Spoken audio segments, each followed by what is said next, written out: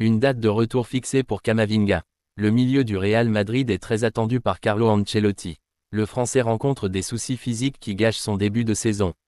27 blessures ont été constatées au Real Madrid cette saison, dont 2 appartiennent à Eduardo Camavinga. La veille du coup d'envoi de cet exercice 2024 à 25 face à l'Atalanta, le Français s'était blessé à l'entraînement, un pépin qu'il a écarté des terrains pendant plus de 2 mois et qui n'a clairement pas aidé son équipe et Ancelotti dans sa quête d'équilibre. À son retour, Camavinga avait très vite repris ses marques. Face au Barça ou encore Liverpool, il a été l'un des meilleurs madrilènes sur le terrain et sa blessure musculaire, survenue à Anfield, a été vécue par les supporters madrilènes comme une aussi grande désillusion que la défaite. Un retour programmé. Quelques heures avant la victoire du Real Madrid à Bergame, Eduardo Camavinga s'est exercé en solitaire à Valdebeba, mais sur le terrain.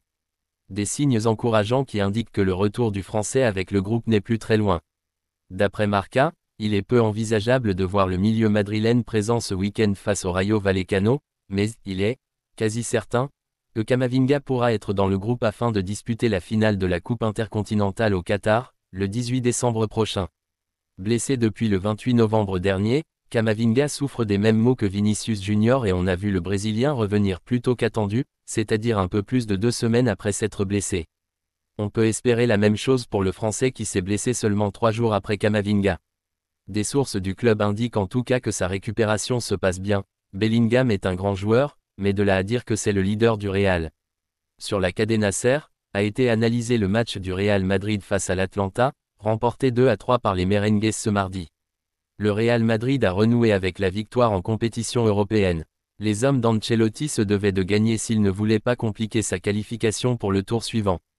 Finalement, ils ont remporté le match contre l'Atalanta sur le score de 2-3, non sans avoir souffert car les Italiens auraient pu égaliser dans les dernières minutes. Le point négatif a été pour Mbappé qui a dû sortir blessé après avoir ouvert le score.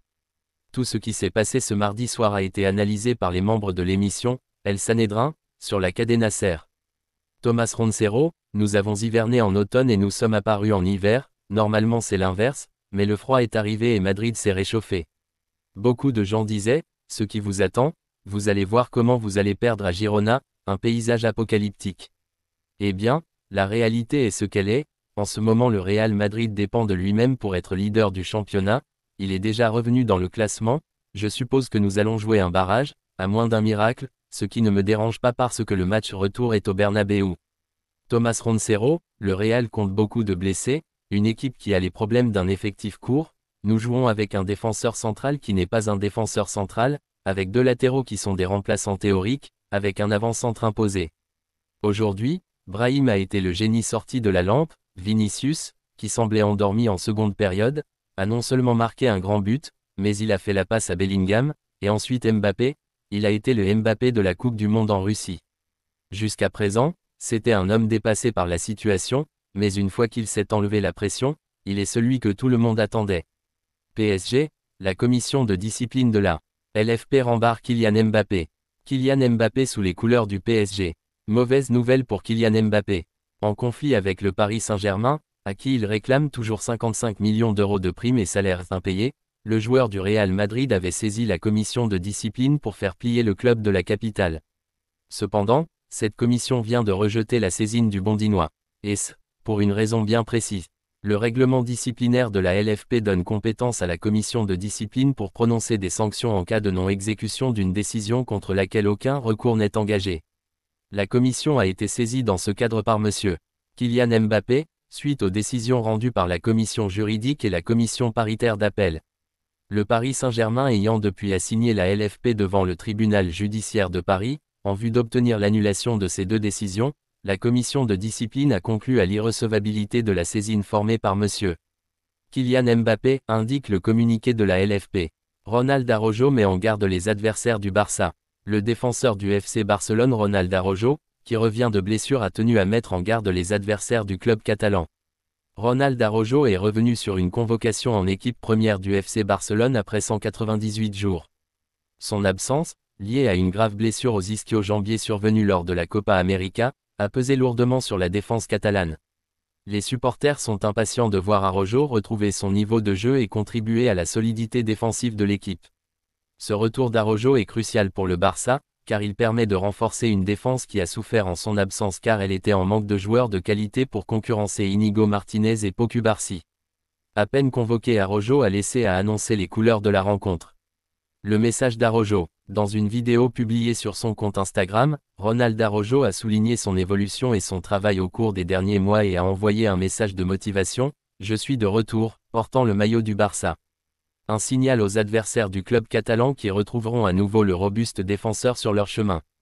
Par ce message, l'Uruguayen met en avant son engagement, lui qui était annoncé sur le départ avant sa blessure. Son retour sur le terrain lui permettra d'évaluer son rôle dans le projet de Hansi Flick et de décider de son avenir. Yamal, déjà le plus grand. Promesse du football mondial, Lamine Yamal peut se targuer d'avoir déjà atteint un sommet. À 17 ans, étincelant à l'Euro cet été, avec le sacre de la Rora à la clé, le meilleur jeune de la planète, Lamine Yamal, lauréat du trophée Copa, s'est déjà fait un nom parmi les plus grands. Du haut de ses 17 ans seulement, l'intéressé peut s'enorgueillir d'être le footballeur le plus populaire sur le moteur de recherche de référence, Google.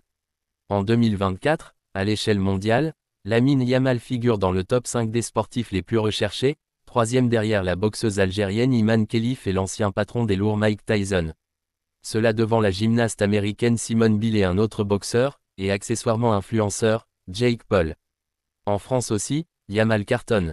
En France, Lamine Yamal se classe également dans le top 5 des requêtes, et toujours premier footballeur, simplement devancé par les stars des Jeux Olympiques de Paris qu'ont été Léon Marchand, Teddy Riner et, à nouveau, Iman Khelif. Pour ce qui est des collectifs, la palme footballistique de Google revient à l'Inter Miami, le club d'un certain Lionel Messi. La franchise floridienne se classe 3e au nombre de requêtes derrière deux équipes de MLB, la Ligue nord-américaine de baseball. Mention spéciale au Bayer Leverkusen. Étonnant champion d'Allemagne la saison passée et 4e de cette hiérarchie. Kylian Mbappé, le verdict tombe et la sanction est lourde. Kylian Mbappé, 66. Les propos tenus par Kylian Mbappé dans sa longue interview à Click, dimanche, n'ont pas été du goût de Christophe Dugarry. Kylian Mbappé a donc parlé. Longuement, très discret depuis de longs mois, l'attaquant du Real Madrid est sorti de son silence en accordant une longue interview à Click, l'émission de Mouloud Achour sur Canal+. Ce choix a suscité de nombreux commentaires, certains observateurs ne manquant pas de regretter que ce ne soit pas un journaliste sportif qui l'interroge. Kylian Mbappé n'en a pas moins abordé tous les sujets ou presque, avec plus ou moins de profondeur. Le capitaine tricolore a notamment évoqué l'équipe de France, regrettant le traitement dont il est l'objet chez les Bleus. En club, j'ai jamais pardonné un 10e EME de ce qu'on m'a fait en équipe de France, je n'ai jamais touché un euro, on a menti sur moi à plusieurs reprises. En équipe de France, j'ai toujours tout pardonné, a-t-il ainsi confié. À l'Euro 2021, on a menti du premier au dernier jour, on m'a traité de singe, on m'a mis sur le dos la responsabilité de certains échecs. Mais c'est l'équipe de France, j'ai toujours tout donné. Tu sers ton pays, point. Des fois, c'est écrire, parler pour te faire du mal. Donc, tu l'acceptes, sinon tu peux être malheureux.